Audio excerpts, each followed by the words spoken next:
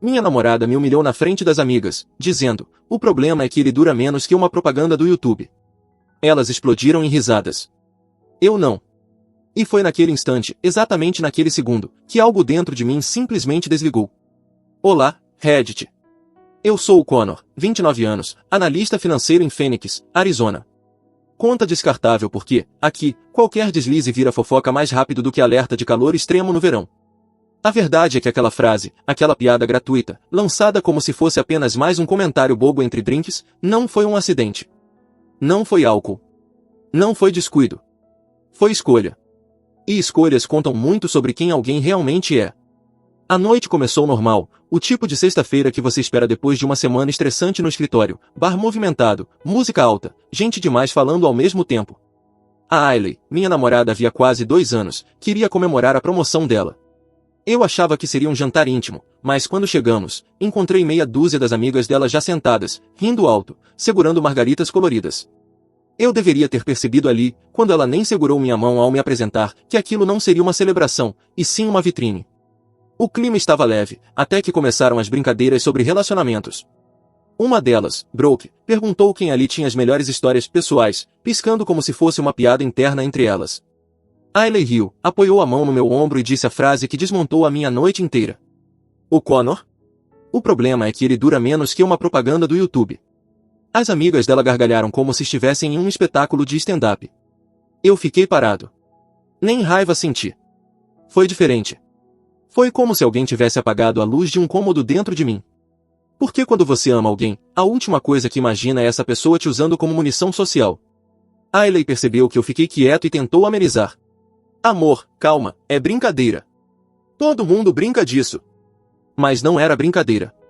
Não do jeito que ela disse. Não com o sorriso que ela usou. Não com o tom. E não com aquele olhar rápido para Brooke, como se estivesse buscando aprovação.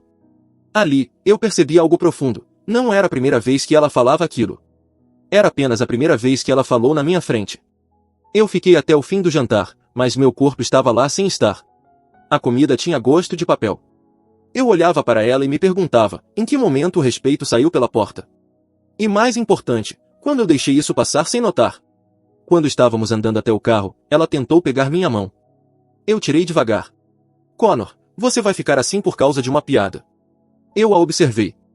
O posto de gasolina iluminava a calçada com uma luz branca e dura, deixando o rosto dela mais nítido. Pela primeira vez em meses, eu a enxerguei sem aquele filtro emocional que eu havia criado. Não foi a piada, respondi. Foi a intenção. Ela bufou, revirando os olhos como se eu estivesse exagerando, como se eu fosse sensível demais para aguentar um pouco de humor. Mas aquilo não era humor. Era ataque. E a pior parte é que ela sabia. Quando cheguei em casa naquela noite, sentei no sofá, sem ligar luz nenhuma, e fiquei pensando em momentos anteriores. Comentários pequenos que antes eu ignorava, risadinhas quando eu falava de trabalho, cutucadas quando eu não queria sair, comparações leves entre mim e caras mais confiantes. Coisas que, isoladas, pareciam tontas. Mas juntas, contavam uma história que eu me recusei a ler. No dia seguinte, acordei antes dela e fui correr. Precisava de ar, de movimento, de distância.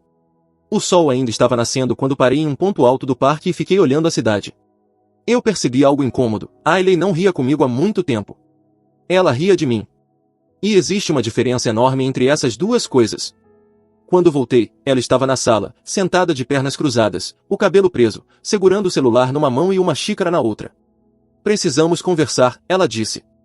Eu só pensei, claro que precisa. Quem humilha sempre tenta controlar a narrativa no dia seguinte. Ela começou dizendo que eu tinha levado tudo a sério demais, que eu precisava relaxar, que eu estava interpretando mal algo que era só humor entre amigas. Eu ouvi tudo. Calmo. Sem interromper. Quando ela terminou, perguntei. Você já falou isso sobre mim antes? Quando eu não estava ouvindo. O olhar dela vacilou. Pequeno. Rápido. Mais visível. Claro que não, Connor. Por que você perguntaria isso? Por que não pareceu a primeira vez? Ela ficou em silêncio por alguns segundos. Depois respondeu. Eu posso ter comentado alguma vez, mas foi brincando. As meninas são abertas umas com as outras. Eu respirei fundo. E quando você fala de mim, você fala como namorado ou como piada? Ela abriu a boca, fechou, abriu de novo, mas não saiu nada. O silêncio dela foi minha resposta. Depois de alguns minutos, ela se levantou, frustrada, dizendo que eu estava fazendo tempestade em copo d'água. Eu apenas observei ela sair do cômodo. Sem brigar, sem suplicar, sem tentar consertar. Eu já sabia que aquilo era o primeiro sinal de algo maior. Quando alguém decide te diminuir em público, é porque já te diminuiu em privado faz tempo. Eu não sabia ainda que a humilhação dela não era apenas verbal. Não sabia que aquelas piadas tinham uma origem muito mais concreta. E que a parte mais cruel dessa história ainda estava por vir, e que envolveria uma terceira pessoa que eu jamais imaginaria. Mas naquela manhã, no silêncio que ficou entre nós, eu senti o início da quebra. Aquele tipo de quebra que não faz barulho. Só divide o mundo entre antes e depois. E eu já estava no depois. Aquela segunda-feira parecia normal demais para o peso que eu carregava desde o jantar. Ailey estava agindo como se nada tivesse acontecido. Me mandou mensagem de bom dia com emoji de coração, perguntou como eu estava, sugeriu jantar fora. Era quase cômico, o tipo de leveza performática que só aparece quando alguém tenta enterrar o próprio erro com banalidades. Eu não respondi nada. O silêncio, percebi, era a única linguagem que ela realmente escutava. No trabalho, porém, minha mente não conseguia se manter estável. Eu revisava planilhas automáticas sem realmente vê-las. O cenário inteiro parecia distante, como se eu estivesse assistindo minha própria vida através de um vidro grosso. A humilhação dela tinha sido pública, mas a revelação do que aquilo dizia sobre nós era profundamente privada e devastadora. A primeira fissura de verdade veio no fim da tarde. O prédio onde eu trabalho fica em um distrito corporativo cheio de cafés, e eu costumo descer no meio do expediente para pegar um latte. Nesse dia, a barista, Emily, me chamou enquanto preparava meu pedido. Connor, você tá bem? Você parece desconectado. Eu ia responder automaticamente que sim, mas não consegui mentir. Apenas dei de ombros e disse: coisas de relacionamento. Ela franziu a testa, hesitando, como quem segura uma informação que talvez não devesse ser dita. E então ela soltou: é que, eu não sabia que você e a Ailey estavam naquele tipo de relacionamento. Eu congelei. Que tipo de relacionamento? Perguntei, controlando a voz. Ela imediatamente percebeu que tinha falado demais. Eu pensei que você soubesse. Eu realmente achei que você estava ok com isso. Com o que exatamente? Emily largou o vaporizador, respirou fundo e olhou direto para mim. Com ela ficar, digamos, aberta com certas coisas. Ela e o instrutor de spinning comentaram algo aqui na semana passada. Algo íntimo. O mundo começou a tremer pela segunda vez em menos de 72 horas. E dessa vez, não era por causa de uma piada pública, era por causa do que estava por trás dela. Emily, o que exatamente ela disse?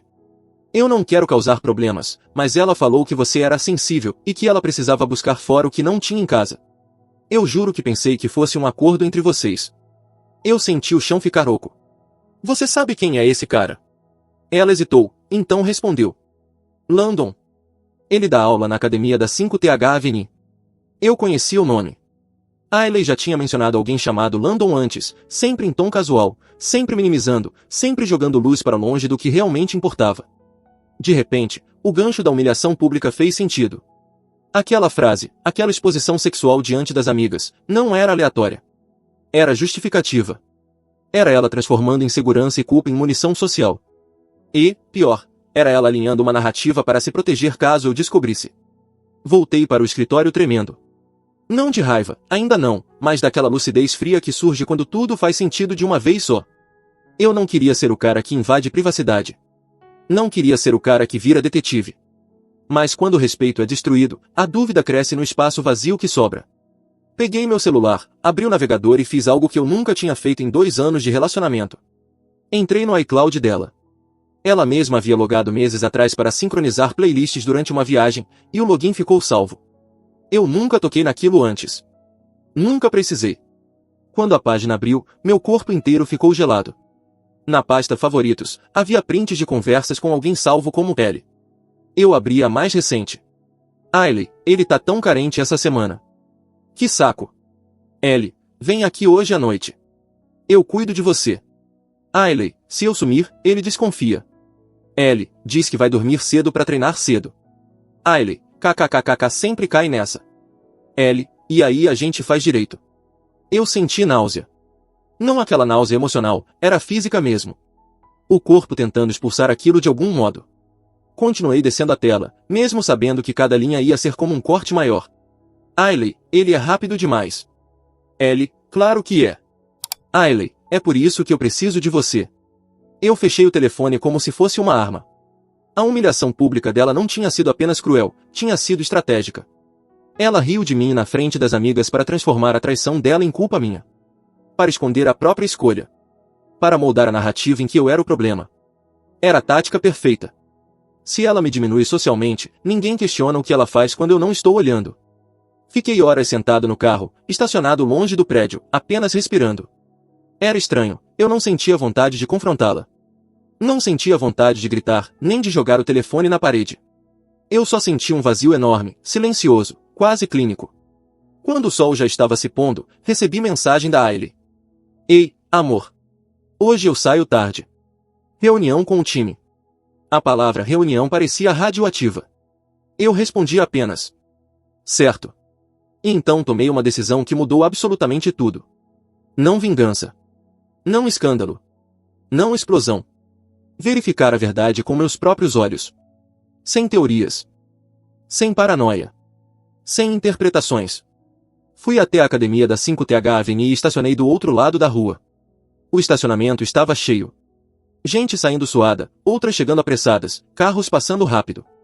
A cidade parecia normal, viva, indiferente à implosão que acontecia dentro de mim. Esperei. Por longos 40 minutos. Até que, finalmente, ela apareceu. E não estava sozinha. Ailey saiu do prédio sorrindo daquele jeito que não sorria para mim há meses, aquele sorriso inteiro, solto, com covinhas, que eu achava que o trabalho tinha apagado. Ela ria, tocando o braço de um cara alto, bronzeado, com camiseta regata preta. Eles caminharam lado a lado até o carro dele. Ela não parecia uma mulher traindo. Parecia uma mulher livre. O que, ironicamente, a tornava ainda mais cruel comigo. Quando ele abriu a porta do passageiro para ela, ela segurou o rosto dele com as duas mãos e o beijou, longo, devagar, como quem não precisa esconder nada do mundo. Eu assisti a cena em silêncio absoluto. E naquele instante, não senti dor. O que senti foi algo ainda mais profundo. Clareza. Ela não me amava. Não me respeitava. Não me via. Nunca viu. Eu dirigi de volta para casa sem escutar a música, sem perceber os semáforos, sem sentir o volante. Era como se meu corpo estivesse no piloto automático e minha mente, lá na calçada, ainda olhando para os dois. Naquela noite, quando cheguei em casa, fiz uma única coisa. Peguei um caderno, escrevi datas, horários, prints, testemunhos, padrões. Não para destruir ninguém. Mas para me lembrar, no futuro, de nunca duvidar da minha própria percepção de novo. E quando fechei o caderno, percebi algo. Eu ainda não tinha sentido raiva. Ela viria depois, silenciosa, precisa, inevitável. E quando viesse, não seria explosiva. Seria moral. A justiça emocional estava só começando. O dia seguinte começou estranho, porque eu acordei com a sensação nítida de que algo dentro de mim tinha sido arrancado, não por violência, mas por clareza. A dor emocional sempre parece caos no início, mas em algum momento ela vira um mapa. E naquela manhã, eu enxerguei cada rota, cada consequência, cada escolha não dita que tinha nos trazido até ali. Ailey ainda não tinha me respondido naquela noite. Nem precisava. Eu sabia onde ela estava, com quem estava e por que estava. O que estava agora não era confronto, era consequência. Eu cheguei ao trabalho mais cedo do que o normal. Sentei na minha mesa, coloquei os fones, e comecei a organizar tudo, prints, horários, conversas, fotos. Não para postar, não para expor, não para destruir.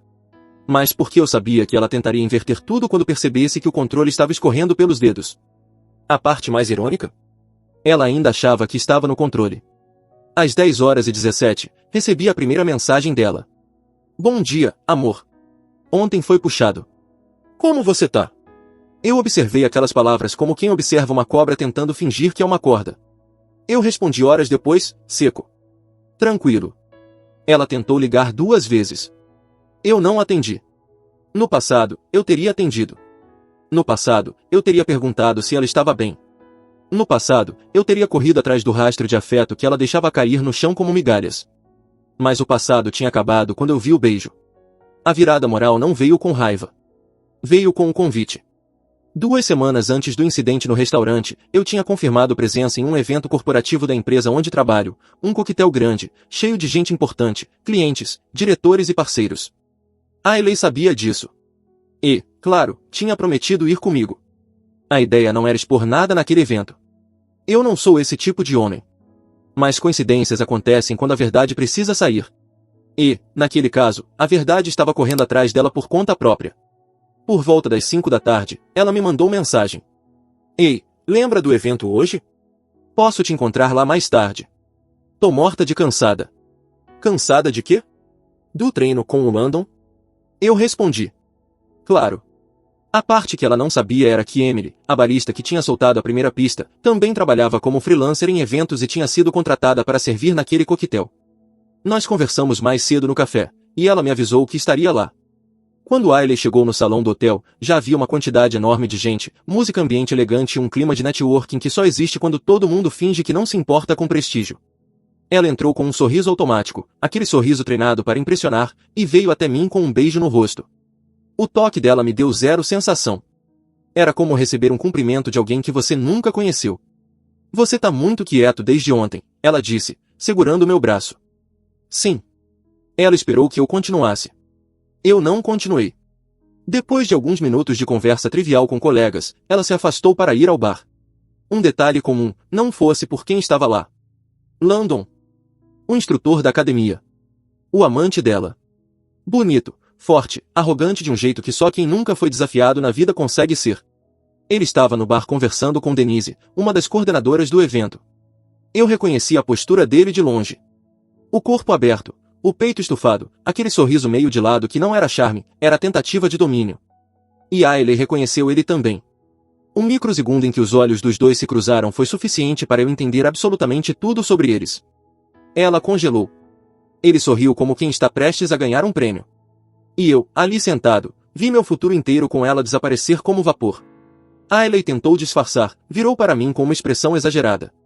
Connor, é o Landon. Você lembra dele da academia, né? Ele tá ajudando a Denise com um projeto de saúde corporativa. O nível de improviso ruim da justificativa era quase ofensivo. Landon me estendeu a mão. E aí, cara? Bom te ver. A forma como ele disse cara me fez querer rir. Não de raiva, de pena. Eu apertei a mão dele com firmeza, mas não respondi nada. Ailey ficou inquieta. Eu senti. Ela estava tentando calcular quanto eu sabia. Foi a primeira vez que eu vi medo real nos olhos dela. O evento continuou normalmente. Pelo menos na superfície. Mas, como sempre, a verdade encontra um jeito de entrar mesmo sem convite. Emily passou por nós servindo drinks, e com a sutileza de quem sabe exatamente o que está fazendo, deu um pequeno sorriso para Ailey, não um sorriso simpático, mas um sorriso sabendo. Ailey empalideceu. Você conhece ela? Ela perguntou, a voz trincada. Sim. De onde? Ela me contou a verdade. A expressão dela pareceu desmoronar de dentro para fora. Connor, eu posso explicar. Landon se manteve ao lado dela, observando a cena com aquele ar de quem acha que é protagonista. Havia algo quase infantil na postura dele, aquela confiança burra de homem que acha que sempre sai impune. Antes que ela começasse a improvisar desculpas, um grupo de convidados se aproximou, incluindo meu chefe e 2 diretores. Eles cumprimentaram Ailey. Você que é a Ailey, certo? O Connor falou de você na reunião da semana passada. Ele comentou que você estava passando por uma fase difícil e tentando reorganizar prioridades. Ela congelou. Eu não tinha dito nada disso na reunião. Mas ela não sabia disso.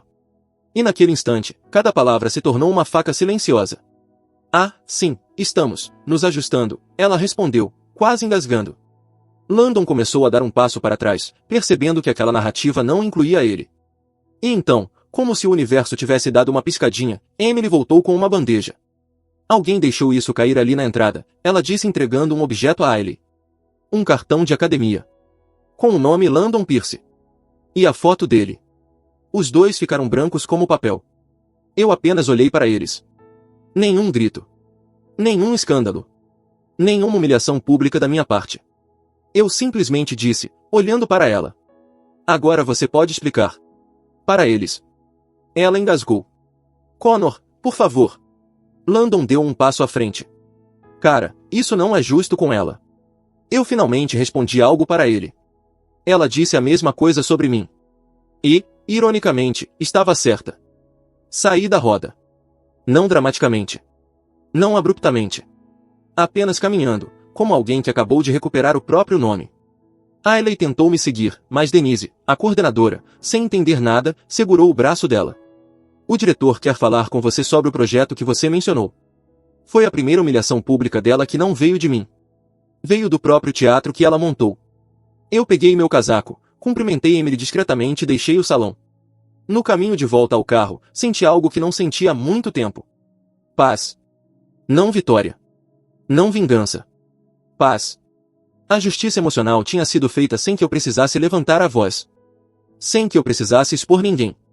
Eu apenas deixei a verdade caminhar sozinha. Naquela noite, ela mandou 47 mensagens. Ligou 19 vezes. Apareceu na minha porta à meia-noite chorando, dizendo que tudo era um mal-entendido, que eu tinha interpretado errado. Eu ouvi tudo. Em silêncio. E quando ela terminou, apenas respondi. Não tem mais nada aqui para interpretar. Fechei a porta devagar. Sem barulho. Sem raiva. A história tinha acabado. E eu tinha finalmente começado a minha parte do caminho. Obrigado por ler, Reddit.